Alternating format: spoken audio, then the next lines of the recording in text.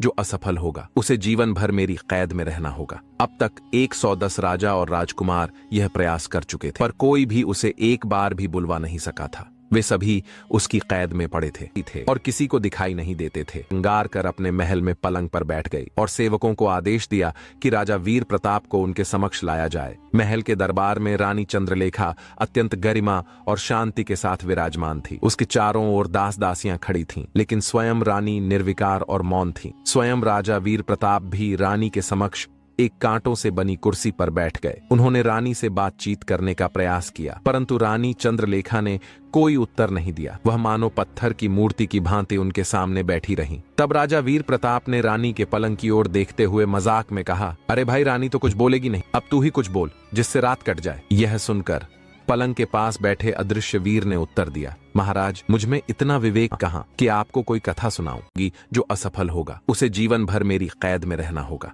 अब तक 110 राजा और राजकुमार यह प्रयास कर चुके थे, पर कोई भी उसे एक बार भी बुलवा नहीं सका था। वे सभी उसकी कैद में पड़े थे और किसी को दिखाई नहीं देते थे। श्रृंगार कर अपने महल में पलंग पर बैठ गई और सेवकों को आदेश दिया कि राजा वीर प्रताप को उनके समक्ष लाया जाए। महल के दरबार में रानी चंद्रलेखा अत्यंत गरिमा और शांति के साथ विराजमान थी। उसके चारों ओर दास दासियां खड़ी थीं, लेकिन स्वयं रानी निर्विकार और मौन थी। स्वयं राजा वीर प्रताप भी रानी के समक्ष एक कांटों से बनी कुर्सी पर बैठ गए। उन्होंने रानी से बातचीत करने का प्रयास किया, परंतु रानी चंद्रलेखा ने कोई उत्तर नहीं दिया। वह मानो पत्थर की मूर्ति की भांति उनके सामने बैठी रहीं। तब राजा वीर प्रताप ने रानी के पलंग की ओर देखते हुए मजाक में कहा, अरे भाई, रानी तो कुछ बोलेगी नहीं, अब तू ही कुछ बोल जिससे रात कट जाए। यह सुनकर पलंग के पास बैठे अदृश्य वीर ने उत्तर दिया, महाराज, मुझमें इतना विवेक कहाँ कि आपको कोई कथा सुनाऊं।